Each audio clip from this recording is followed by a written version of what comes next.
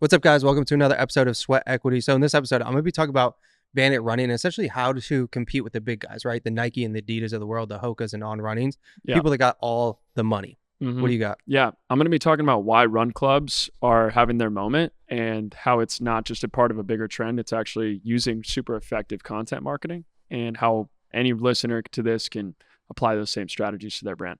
Sick. So did you watch any of the Olympic trials or stay up to date with any of it outside of like watching Jordan's video? No, not really. Okay. Yeah. So, like I saw one of the races. I wouldn't say I was like big into it. I do love track and field, but anyway, so like somebody that took the stage, right, was Bandit Running. I don't know how much you know about Bandit Running, but they're a 2-year old startup from New York, in New York. I've seen a lot of their stuff recently. Yeah, they're sick. They have edge to them. I really like the brand, but think about, Bandit Running in comparison to a Nike or an Adidas. So how do you take on some of these brands when you're a 2-year startup? Like you probably have a few million in cash. Like you don't have that much to go compete against the big guys at something like the Olympic trials that has all of this hype, all of this attention around it. So they honestly put on a clinic when it comes to disruptive marketing. So again, the Olympic trials was 2 weeks ago. And instead of trying to sponsor 1 or 2 athletes or even one big name athlete, they launched the unsponsored project. Did you see this? Yes. Cool. Yes, I did. So if we're thinking about the Olympic trials, we're obviously thinking big name athletes, big name brands. Those big name athletes are rocking those big Not name even brands. big name. I mean, you're thinking Nike, right? Team USA, at least running wise, that Nike comes to mind. Well, that's what I'm saying. I'm saying big name athletes are rocking the big name brands. True. Yeah. And I think my only point was like, it's even super dominated by Nike, similar to basketball. 100%. Right? Yeah. There's so if you looked at the Olympic trial, there were some other smaller brands. Smaller is not the right word. Brands that usually aren't in the running space, like Oakley was in there. Oakley usually has the shades, but like the dude was rocking a whole singlet like of Oakley. But there was On Running, Hoka, Brooks Running, Nike, Adidas, New Balance. Like those were the main dogs, right? Yeah. So competing against them, like again, those are mega brands. Like On just did this whole thing with Zendaya. Yeah, it was Zendaya, right? So Q Bandit Running's unsponsored project. So their whole strategy wasn't to go after the big names at all. Instead, they were going towards all the underdogs, right? And all the underdogs that have been like fighting for this moment to try to make it to Paris, try to make it to the Olympics. But in reality, they're like the 99% when it comes to the these track athletes. They're not the 0.1 to 1%. And so like I did some research on the 0.1 to 1% and how much they make. Like Usain Bolt had a contract with Puma that was worth $10 million a year, right? How do you say her name? Richardson, Sha'Carri? Yeah, Sha'Carri. Sha'Carri has another big contract where she's making in that same range of like 5 to 10 mil a year. I think she signed a deal. It's either with Puma or Nike, right? So like the 0.1%, the 1%, whatever, they're making a ton of money. But there's so many other athletes that are working part-time jobs, full-time jobs to just try to train and be like an athlete. And like the thing is, when you think of a professional athlete, you're thinking of somebody that trains all day and or eats, sleeps, trains, and they're getting paid to do so. Yeah. The reality is when it comes to like an Olympic athlete, they're not. They're making 60, 75K a year, but that 60, 75K is really coming from a part-time job. Particularly track and field. Particularly there's no pro circuit at all. Nope. And there's actually a new league. Did you see the new league that guy's coming out with? No. I think it's Michael Johnson, or it was like some sort of old Olympic legend is starting a tennis-like tournament circuit similar to the WTA, so where there's grand slams for track. And so, here's the crazy thing, to your point, he's paying these people like $100K. It's not a pro athlete salary. It's, a good salary, but it's not a pro athlete salary. And 100%. that was even super notable that he had this amount of money to pay them at all, because they, to your point, just do not get any sort of compensation. 100%. That's sick. I did not hear about that. That's super cool. So with Bandit strategy, their idea wasn't, we're not going to have like one sponsored athlete, one big name athlete. We're not even going to try to get 2 or 3 that are on the verge of becoming stars. So like, we're going to find the 35 athletes that aren't sponsored. I think there was more, but we're going to find all these athletes that aren't sponsored, and we're going to sponsor them for the Olympic trials. Here's why. So going to the Olympic trials is pretty expensive. Again, think about somebody that's making 60, 75K, and all of a sudden they have to pay for a flight that's $500 to $600, a hotel that's $300 to $400, rental car that's $200 to $300, to have their coach there $400 to $500, food, right? That's a few G's. So when it's like, hey, I know I'm not going to the Paris Olympics, but like I want to go to this because it's like my dream to compete at this and like take my shot at the Olympics. Like I don't want to live with the thought of not trying.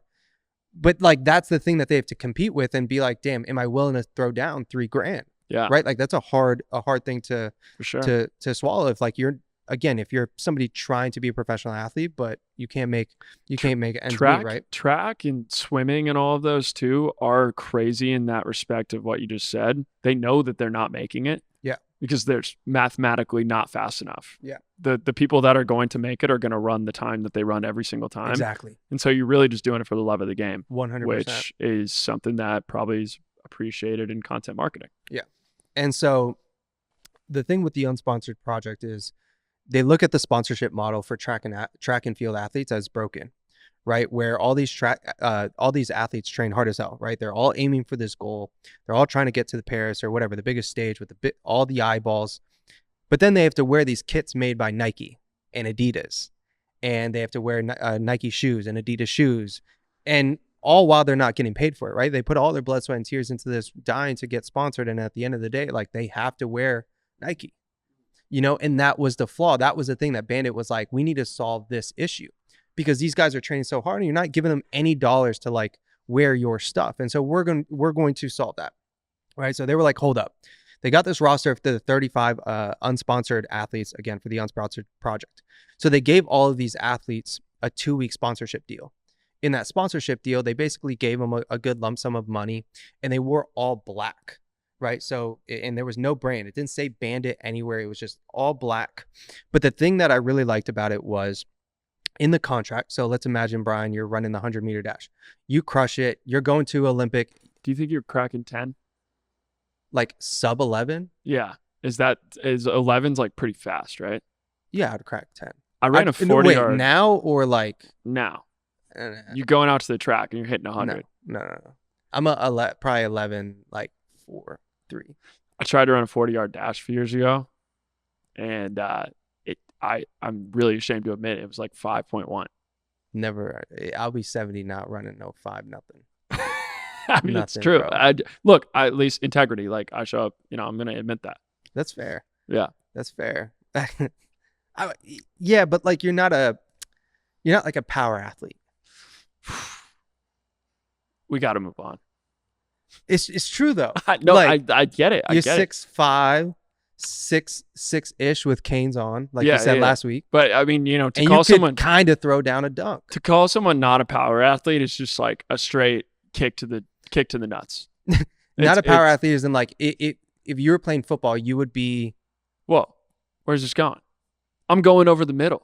I'm catching passes. But you're a tight end. Like you're not going to be a receiver with power. I'm a wide out. Huh? You're not a wide out. You're a tight end. On everything, you're a tight end because you don't have like that getaway speed. Damn. Off the line, That's you're getting tough. caught. Nah, I think you could have a good release, bro. You could have a good release, get by me, and then it's like, yeah, I'm gonna catch up, bro. Like I'm gonna get like 12 yards, but not like 50 yards for the most part. That's a tight end. Okay, as Jason Witten. No, you could keep this in. This is Jason Witten. Jason Witten. Give me Kelsey. No, come on. You're not Kelsey. That's crazy. You're not Travis Kelsey. I could keep going. Anyways, so the cool part about it is like, again, let's say you ran the 100-meter dash, you crush it. You're going to Paris, and all of a sudden, like Nike does want to sponsor you, right? Bandit has a 2-week clause in their contract that these athletes could break the contract at any point to sign a bigger deal. And actually one of the athletes that were part of the 35 made it to Paris, and Bandit put out a post and put out content being like, dude, somebody sponsor this athlete. Right. So this whole thing it wasn't them trying to like just take over this stage and like take over the Nikes. They were actually trying to help these athletes. Right. So honestly, it's such a good example of moonshot marketing. It's not even funny because they are taking a complete flyer. Worst case, they sponsor some athletes, feels good. You could turn it into something that you say you did at the beginning of your brand's history. Best case, one of the athletes makes the Olympic team, and now this story blows up. And so it went viral because they took that chance. It was very likely that they weren't going to get any sort of earned media on this, any sort of PR, but they had a chance. You never know. And they were going to get some dope content out of it. There was another brand during the Masters, Ramp. what they sponsored like Ramp golfer Capital? Ramp, the credit card company. Yeah. They sponsored the amateur golfer. They sponsored a few amateur golfers, and it was brilliant because when the Masters is over, they always bring in the champion, and then they bring in the amateur champion into the post-tournament interview. And so not only, one of the guys that they sponsored ended up winning the amateur side of things, or he was the top finishing amateur. So all of that media that was supposed to go towards the champion, Scotty Scheffler, ended up having this, 20-year-old kid just sitting in the post-game interview too. Yeah. And it's kind of similar vibes for Bandit here, where you're just trying to strategically slide into the moment. The moment's going to be seen by everybody. How do you have your brand also be a little bit part of that conversation? So a brand that did this, and I'll finish this in a second, but there's a brand that did this well before they blew up in the Olympics as well. And it was Beats by Dre in 2012, I think it was. Yeah. And it was like when headphones were becoming hot, right? Like the over-the-ear headphones. And it was all that they did was they gave it to all athletes, all the NBA players, all the track athletes. And then for specific people like Usain Bolt or LeBron or whatever, they gave them like American, Usain Bolt, like they gave him the Jamaican flag on the headphones. Right. USA, they just had whatever, Beats by Dre. And so all of a sudden, all these athletes are warming up, and they're all warming up with Beats by Dre. Yeah. Right. And it was all over. And it was like one of the things that helped them take off. But again, with this campaign with Bandit running, another thing that I loved that they did was they didn't just like execute this campaign, right? The other thing that they did was they created a show around the campaign. They turned it into a YouTube series, right? So you're now taking all these athletes and you're using Bandit Running's platform. So they have, 60 to 80,000 subscribers on YouTube to tell these athletes stories and amplify them so that if a big brand does see them and they do get to watch these videos and it gets across the right desk, like there's a chance that they're getting signed, right? And so they dropped so far 4 episodes. The first one is, gotta zoom in, because these glasses are fake. Unsponsored Olympic gold medalist trains for a comeback. How this unsponsored runner made it into the Olympic trials. Former Olympian prepares for his last chance for the Olympic trials. And then the most recent one, the running sponsorship model is broken, the unsponsored project. That's really dope that they used attention-grabbing headlines, similar to how a YouTube creator would. Like they clearly have someone on their team that's very strategic thinking towards YouTube click-through rates. 100%. Yeah. And so how are the thumbnails? Are the thumbnails pretty? They're cool. Yeah. They're cool. And you wouldn't understand this pun, but they're dialed. And the reason that's a pun is like the series is like called Dialed, and then that title. Girl, yeah. Dad jokes. You'll get there. No one thought that was funny. Yeah. Nobody has the context of this. So obviously I don't have revenue numbers, right? To be able to say like how much this impacted Bandit running. Are they all e-commerce or do they have some retail presence? They have retail. I think they have a store in New York. But sick. Here's some of the cool things that I was able to look at. So one, they stole the show at the Olympic trials. They were the most talked about brand. I mean, Jordan Rogers, who we've had on the pod, created a video about them, and it got 3 million views. Yeah. Right. Like, let's imagine they gave those athletes all $1,000, $2,000. Like, to get 3 million views organically costs a lot of money. On a creator covering. That costs a lot of money. 100%. You look at Google Trends and their search history, and dude, they soared. It is the most it has ever hit for them. They've only been around for 2 years, 3 years. You look at it and it's just like, there's like small hockey sticks, but then June 20th, 21st, whatever, it just took off. Yeah. Then they went from averaging 200 to 300 followers a day on IG to 800 to 2,500 followers a day. Right. So what's the lesson here? That's the biggest thing for anybody that's listening to this. So how do you compete with the big guys? How do you compete with the Nikes and the Adidas of the world when budgets aren't on your side, right? And I'll start from something that I ironically read from Greg Hoffman, the ex-CMO of Nike, in his book, which is Emotion by Design. And so what he talks about is constraints actually breed creativity. Some of Nike's boldest and best ideas came from when they weren't given a big budget or a lot of time. And we think of Nike as like they have whatever budget they want. And that's not true. It's like they were testing something. They would sometimes only get $10,000 to be able to launch a campaign for a brand like Nike. And that is not a lot of money. So it's not so much about thinking outside the box, but it's about thinking as big as you can within the box. Right. And then so what I like that Bandit did, and when you actually break this down, it's like there's really 3 things or 4 things. Sorry. What is that pain point in the sport that's like relatable to the athlete? And if you are going to craft a campaign, in this case, you have to get 35 athletes to buy into your campaign. So you have to tell this narrative. You have to craft this narrative that they get behind, that they're willing to rally behind your campaign. So in all sports have some kind of problem like this. In the last few years, it's been the WNBA and how they traveled from game to game. And I'm not going to let you speak because I know you're going to get us canceled on this podcast. Your smirk says it all. I'm not smirking. You just wiped it away. But again, like there was a lot of moves there for airlines to come in and create some campaign around that, right? Like that is the idea here. Sure. The second part is you got to play into the underdogs. Mm-hmm. Everybody loves an underdog story. It's why Rocky is a great movie. It's why that movie with Mark Wahlberg when he played for the Philadelphia Eagles. Invincible? Yeah, I couldn't remember the damn crazy name. Reference. But you get what I'm saying? Like it's just this idea of. Have you ever watched the movie Warrior with what is the guy that plays Bane in Batman? Oh, Tom Hardy. Yeah, Tom Hardy. Have you ever seen Warrior? Wait, is that the one where like they're 2 UFC fighters and the brothers fight each other? Yeah. Again, everybody loves the underdog story. In this case, everybody knows the Sha'Carri Richardson and all these other top track athletes that are already going to go to the Olympics. What's another thing that maybe they are taking advantage of? And I'd say it's that Nike has gotten so big, and Nike had its original ethos was, arming those underdogs, right? 100%. It was giving tools to everyday people. And now Nike is the one that only sponsors the big boys. Name athletes. And so it's almost like they beat Nike at their own game. 100%. They totally just undercut them. I think there's a lot to learn from looking at the big brands and looking at their roots and how they got there. Yeah. And being like, we're going to beat them by doing what they used to do. Right. Because a legacy brand has longevity because it stood for something. Yes. And that emotion is not a fleeting thing. That's something that could always be resurrected. Yeah. And it definitely seems like that's what Bandit did. Yeah.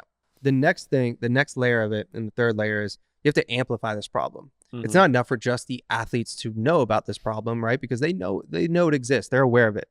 The next layer is, how do I get the rest of this track and field world, the rest of the world to see this problem, to know about this problem, so that when this hits center stage, so when it hits the Olympic trials, people pay attention. People are now rooting for you. They know they're associating your brand with this thing that you're trying to solve, right? Which now starts creating that affinity of like, I'm buying into this brand and what they're doing and their products because of what they did for these athletes.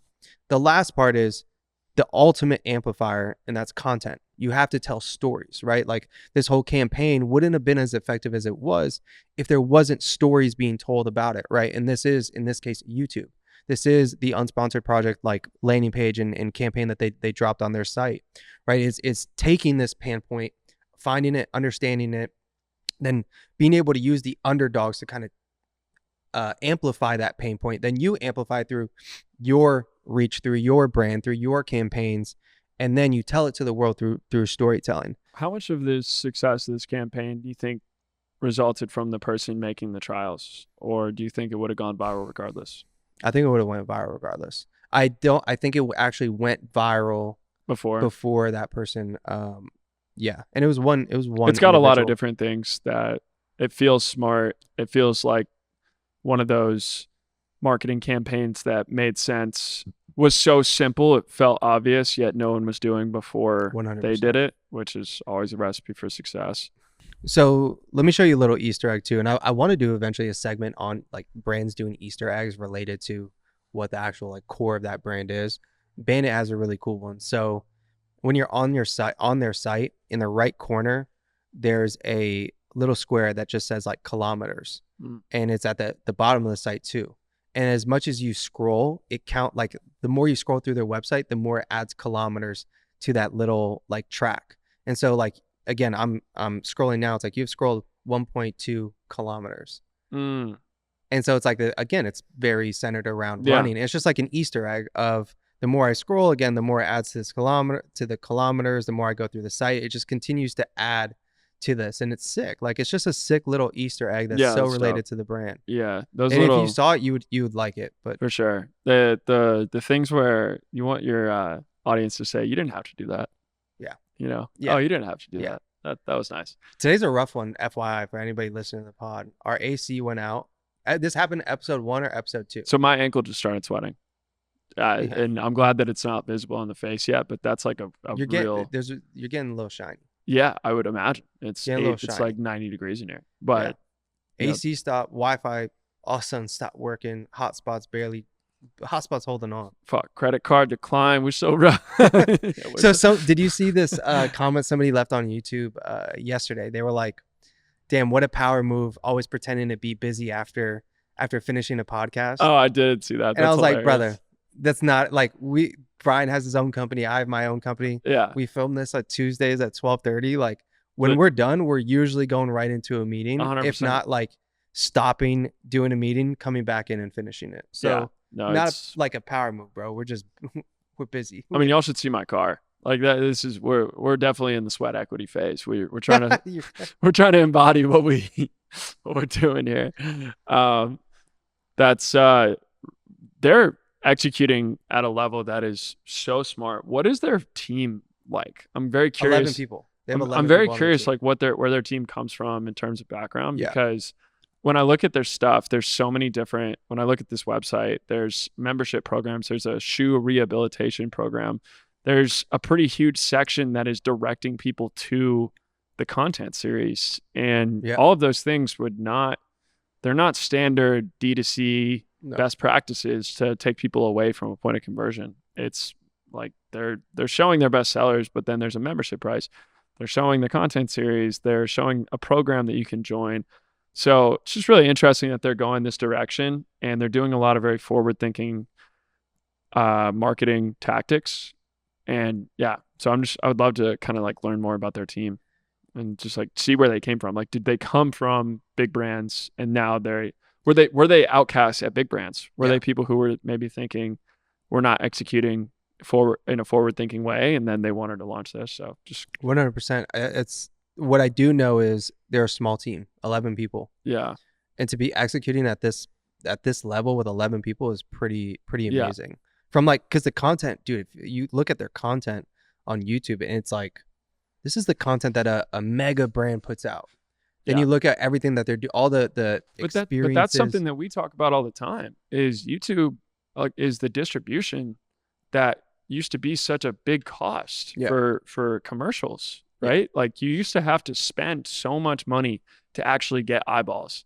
And I think this is something that still breaks people's brains, is that you actually don't have to spend any money on distribution anymore. You just have to earn it through good content. Yeah. That is a complete paradigm shift from even 15 to 20 years 100%. ago, where if Nike wanted to run a campaign like this, part of the budget would be towards putting it on billboards and putting it on the right shows and putting it on the right channels. I'm pretty sure they did run a billboard in Eugene too, like for the Bandit did. Yeah, that's smart. Yeah, I mean, you get feeling in you want Eugene, to check all like the boxes against, like close to Nike's headquarters, which is I'm sure Nike's quaking in their boots. Yeah, right. They don't give a fuck. But yeah, they are. Yeah, they don't. They are a small team. One thing that I thought was cool, that it made me think about this for like 30-45 minutes. This idea of having a head of experiences. Mm-hmm. The person that they interviewed. I'll send the video. I don't know if you'll watch it, but like the actual video about I don't think I'll watch it. You don't watch things that are relative to like working out. Yes, I do. I watch workout content all the time. How do you think I'm getting all these gains? What gains? Come on, bro. Bro, you came in last week wearing a wife beater, looking like a piece of linguine. All I'm going to say is everyone talked about it. How you make a splash. Sometimes you got to, put it in front of people's face so they notice. Anyways, tell me about run clubs. They're everywhere. They are everywhere. They're everywhere. It's a epidemic of run clubs. No matter who you are, you've been victimized by a run club in the last like 6 weeks. I saw something from Edsel from Ladder. Yeah. That he put out there. He was like, yo, we got to be more creative. We're running out of clubs to like make shirts about. It was like training club, run club, founder club. There's 14 run clubs in Austin, Texas. That I could just find via Instagram search a run club. There's 14. And they all run the same route, basically. Yeah, they all run the same route. They all run the trail. They all are using the same marketing. And that's not what we're here to talk about, which is just trend jacking. We're actually here to talk about 3 of them that are the most effective Instagram accounts that I've seen, at least. I like to break it out in 4 parts, why these different run clubs are succeeding. And if you actually, to your point, there are successful run clubs and there are not successful run clubs. What is the differentiation between the two? The successful ones. Like, what do you think a successful run club and a non-successful one? They understand content. They understand social. They're building community through content marketing. And you mentioned something earlier that I actually think applies to a lot of brands, which is constraint forces creativity.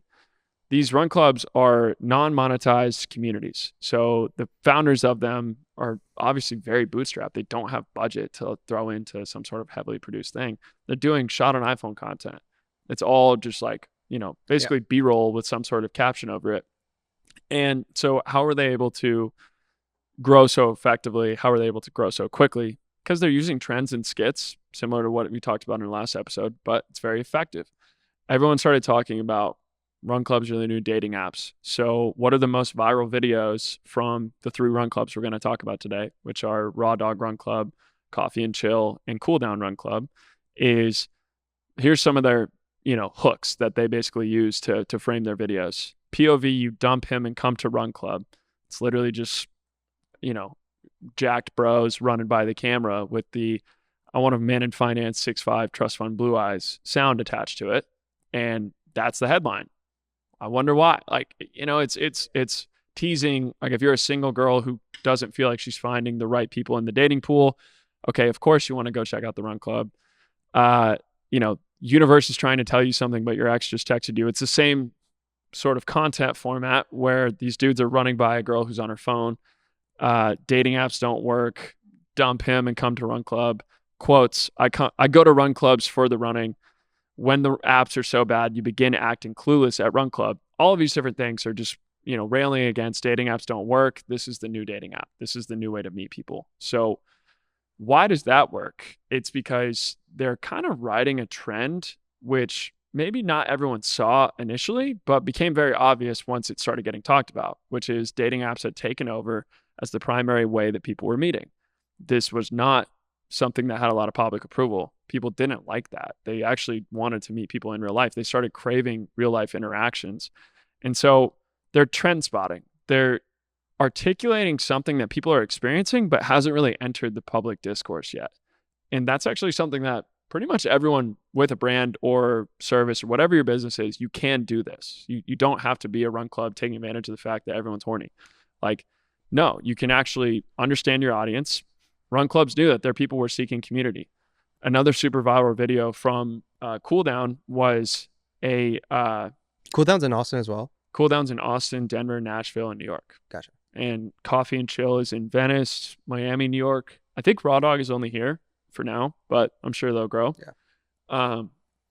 And one of their most viral videos was, this is the craziest Strava segment in the world. And it's a Strava segment that's in the Denver airport. And so what is that going to communicate to people? Anyone who's on Strava knows what a segment is. Yeah. I don't. You beat me to the punch. First time I fucking heard about it. But regardless, I guess there's routes or some shit on Strava that are predetermined. And Man, so I did a whole episode on this. I listen, dude. I listen to you all the time.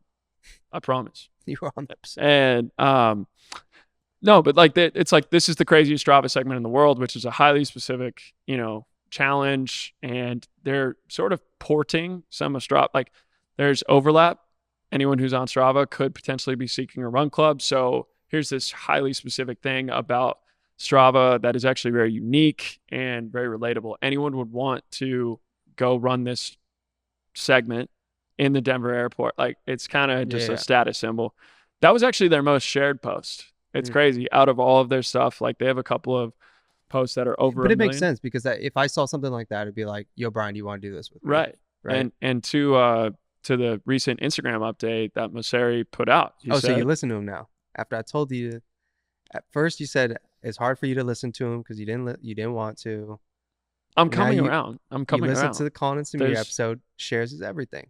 Yeah, shares is everything. Shares is everything. Shares to reach, I believe, is the actual number. So, another thing that I thought was interesting is, like, they are promoting dating and they're promoting romantic relationships, but at the same time, they're posting all these hot people. They're posting a lot of hot people, guys and girls, and they're not tagging them, which I think is kind of interesting. They're specifically not tagging people, so like they don't have to get stalked in a way. It's building this hurdle that actually is kind of saying, no, if you want to meet this person, you can't just like stalk them on Instagram because we went viral. You got to come to the run club and actually meet them. And I think that's also a really interesting tactic that they're taking that's really smart and gets their audience. I think another interesting thing that they could do, any of these run clubs, is like have a photographer go out there and take photos or video, most likely photos the entire time. Yeah. And then create like just a folder that anybody could access. For sure. And I don't know whether or not they might be doing that. I wouldn't be surprised if they weren't. But that brings me to my next point, which was they're also doing what the platforms are telling you to do. And specifically Raw Dog, I think, is really good at this. And all those guys that run it are kind of like local Austin influencers. And they're putting out carousels with what? Nothing. They are. You good? You don't want to take, I'm not going to take a shot at them. I'm not taking shots. Okay. All of those guys are local Austin influencers. And Asian they're doctor. Seriously. All those guys are like local Austin influencers. And so they are very in tune with what Instagram is pushing. And so they're putting out these carousels with sounds attached to it, which is a very unique, almost like TikTok kind of pioneered that with the carousels with trending audio. And they have taken that now where they're putting together like a community-driven carousel. It's a picture of all of their people having fun, sharing experiences. It's healthy, all this stuff. And then there's some sort of like very, trending sound, like, or it could be like a nostalgic sound. They have a lot of 80s, all-time bangers in there too. So, they're kind of taking advantage of like, okay, this audio is like honestly nice to listen to. It's a sound that everyone loves. It's like a really popular song. And then they're just showcasing their community. What's interesting, that's their entire Instagram grid. And so all the reels are not posted to the grid. They're actually just posted to reels itself. So they keep this aesthetic on the grid and super clean. And so they're using content types in the right way. They're doing what the platforms want you to do, which is like a very underrated thing that a lot of brands don't appreciate. Like if Instagram tells you or TikTok tells you like, hey, this is kind of like an initiative that we want, chances are that's going to have better chances of performance than the other things that you're trying to do, which maybe were popular 6 months ago. That it's like what happened with TikTok 6-7 months ago. It was like everything under a minute was performing really well. Then they want to start pushing longer form videos. Yeah. Now everything that's like 2-3 minutes is performing sometimes better than the things that are now they're a minute. They're loving this content format of caption plus photo plus audio is like ripping. And it's so interesting that it makes sense though. Like it's anything to keep somebody as long as possible on. Bro, it's platform. like a relatable Snapchat story with a song attached to it. It's like this really weird new format, but interesting. It's on some real Gen Z shit. Anyways, so what is the lesson from run clubs that people can actually apply to their brands? It's taking advantage of trend spotting. What is something that people are experiencing that hasn't really entered the cultural conversation yet that you see as well, that you can take advantage of? So some different things to maybe get our listeners' brains going on this. Right now, there is an AI boom. Everything is AI. All jobs are going to AI. Everyone's going to lose their job to AI. There's actually a lot of things that AI has not even remotely come close to replacing. If you're a video editor and people are trying to replace you with AI, you're probably better than the AI itself. Especially if you're filming stuff in person. You know what I mean? Like there's like an AI can't hold a camera, right? And so, for editors, for writers, journalists, there's a lot of different things that you could resist with AI. Not everything needs to be put into Chat GPT. Like I've been hiring for the last 3 weeks. It's so obvious when someone writes something with Chat GPT. So obvious. Either you're a bad writer or you just have no sauce, but I'm just going to keep it a buck. Don't submit your shit just full copy paste Chat GPT. This happens in Cut 30 all the time. Like there's so many people that are trying to their scripts in there. Add their scripts, and it's like purely Chat GPT. But that is the advantage for anyone is if you understand that is a problem, that people are going to reject this stale AI generated copywriting, then you can actually differentiate yourself. Yes. So another thing that is a trend that people could take advantage of is work from home. everyone's working from home. Similar to how run clubs are a way for people to build community and foster in-person interaction. If you're a co-working facility, you could obviously do the same skit-based content with trending audios about how people are just there for the free snacks and how people are just there for like, you know, the shared interaction. This is my excuse to get out of the house so I don't just keep talking to my cat. Like there's a million different ways you can take it that are skit related, but still integrate your product or service as the hero. Like your product or service is the thing that is helping people solve this problem. And ultimately it just all comes back to enemy marketing. Like what run clubs have done is position themselves against dating apps. Dating apps are the enemy, or drinking and going out as an unhealthy habit is an enemy. And so they are an alternative for people who also share that enemy. And it just brings it back to like enemies don't have to be a direct competitor to you. It can actually be a behavior or just an industry trend. Another thing that people could totally take advantage of is, you know, particularly like the e-commerce revolution, right? Like Shine, Temu, these are the Chinese factories essentially that are flooding the American market with fast fashion. So making fun of fast fashion by specifically calling them out, you can agitate the fit problem, the fact that you have to return stuff all the time, like the fact that materials might be low quality, so they're not going to last a long time. Like that's a great opportunity for any brand to stand out against something that everyone's kind of aware of. You've probably seen a Temu ad and you're probably like, oh, look at this. Like, you know, I got hit with the most unhinged Temu ads yesterday. Really? I'm not even fucking say what it was. Yeah, that's on the BTS on our Patreon. It was crazy. Out of nowhere, bro. Out of nowhere. But, you know, so one thing we see a lot in Austin is there's like this robust local influencer circuit that any new restaurant kind of has to pay their tax to. They all have to pay the same 7 food influencers to come to their restaurant and create a reel about it so it can go viral and drive foot traffic initially. And so that's one thing. I'm telling you, I pioneered that shit 6-7 years ago. You actually might have been pretty early on that. If you find some of these accounts that I worked with, like we had influencer dinners like 6-7 years ago with these people that had 10 to 20,000 followers, and now are like huge. It's the same 7 people that you're talking about. Yeah. Atex Foodie. Yeah. Taste of Cocoa. Like, but that's something that happens in every city, right? This is like a mature market now. It's like this is an expectation. If you're launching a new restaurant, I don't even think you have to be a savvy operator to pay those influencers. You just know that's like something you have to do as part of your rollout. But you really don't. What would be but like I feel like this is where they could take the Bandit approach. If you are launching, don't hit up those 7 influencers. 100%. Make them come to you and like figure out how you create content for free. Or also just find all the up and coming foodies that are like have 5,000 followers, 7,000 followers, and make this like crazy event for them. Make them pay for the meal. Yeah.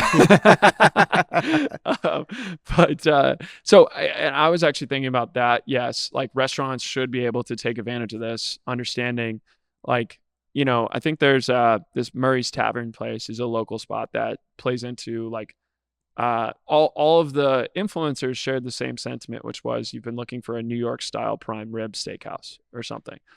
Murray's Tavern could just create that themselves. Like this is not hard content. This is not a high bar. It's shot on iPhone. It's just text. It's a trending audio. And they could totally rug that entire industry, which I'm not rooting for because those people do a good service. But they could also shit on DoorDash.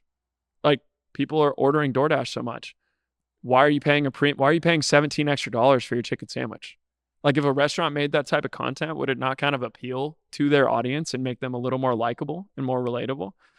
And, you know, the last example was like UPS, dying legacy brand. Like there's no brand. It's just kind of like this service provider you have to have.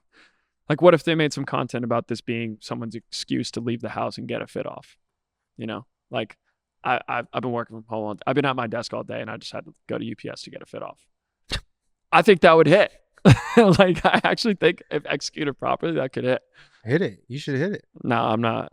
No free pub for you, UPS. But so, you know, what's like the real takeaway here is run clubs are super effective because they did 2 things. Number one is they spotted trends well before people had really articulated those trends, even themselves. Like they knew that dating apps were becoming a bad solution for a lot of people. And so they started kind of railing against that themselves. And then the second thing is using enemy marketing to inspire all of your content. Like you pick out that enemy that is shared with your target audience and you make content around it, and eventually it just hits, and you just got to showcase the right visuals.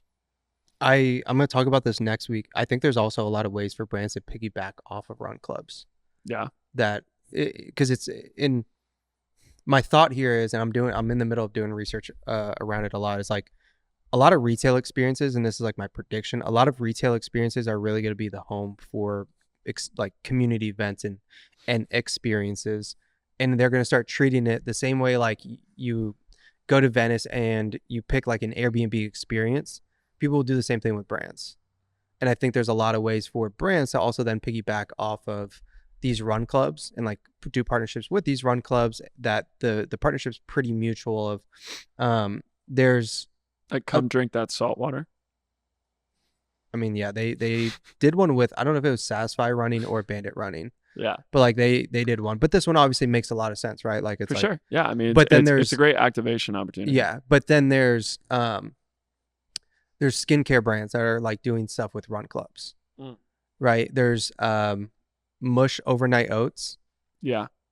Excuse me. Mush Overnight Oats is also doing stuff with run clubs, right? Because it's like post-workout. It's like a little snack. Yeah. Yeah. Right. So there's a lot of moves here to be able to take advantage of this and kind of like do this kind of like one-on-one marketing and getting people in front of your brand by being there at the things that they're actively doing. Yeah. Especially in areas like a run club where it's like it becomes a habit and it's like, okay, whatever's at this run club, I trust. For sure. Right. I think Raw Dog had New Tonic, which is Chris Williamson's brand out there 2 weeks ago. Yeah. You know, and again, it fits the brand. Chris Williamson's here in Austin. So I was researching them today, and they actually did some shit that was so smart it almost pissed me off because who? The Raw Dog guys, they're dropping a towel. I saw that. It's so good. Yeah. Like Barton Springs towel. Basically. Just like no competition for that. No. Like what's a brand that makes big ass towels that you think about on the daily? Like, for sure. Nah, but like for their entire audience, obviously they want to use that. So and they did the photo shoot. It was like cool branding. Yeah. They nailed it. What I will say about them, I think what they're doing as like friends is very smart. For friends that all have the potential to be big on social, and like they already are big on social, a lot of them. I think all of them. And they're all living, I'm pretty sure like living together, if not close to each other. And they just create content and amplify each other all day and then create a business together. Yeah, it's fantastic. It's like the most modern business model ever. You know what I'm saying? And it's like they're all helping themselves grow, and at the same time, because they're all helping each other grow, their business grows too. They all promote Raw Dog Run Club. They all promote their shirts. They all promote now the towels. They all promote, right? Like, and when they do brand deals, like it's now across all four of them. Yeah, like there's a lot of potential with ideas. They just create an ecosystem in a community. It's really smart, but. I kind of wanted, my main focus with that was it seems like people, myself included, are quick to make fun of run clubs as far as like, you know, this is the new dating app is like, that's an embarrassing thing to actually say in my opinion, but because it kind of just like you're low-key roasting everyone that comes to your run club at that point. But at the same time, there are things that you should be able to learn from it. Like there are a lot of lessons from it. A lot of guys like Elon and Bezos say this: if you want to be big in the present, you got to live in the future. And so that's what these people are doing, is they're spotting trends early and building businesses that they know will be big in 5 years. Quote tweet me. No, I'll probably no tag you, to be honest. Real That's ones fair. know. That's fair. Word. Well, I hope y'all enjoyed this one. One thing we've really started to do is we're now responding to all comments on YouTube, which is absurd that we weren't doing that before. But if you have a question or any sort of like very specific like thing about your brand that you'd like our opinion on, leave a comment and we'll respond. And I'll be as genuine with my feedback or opinion as possible. But I've blocked off time every week now to go through those things and just like show love. But a lot of people have been sharing our stuff recently, and it means a lot. And so, you know, I just want to say thank y'all for that. Dope. That's a wrap. Peace. Peace.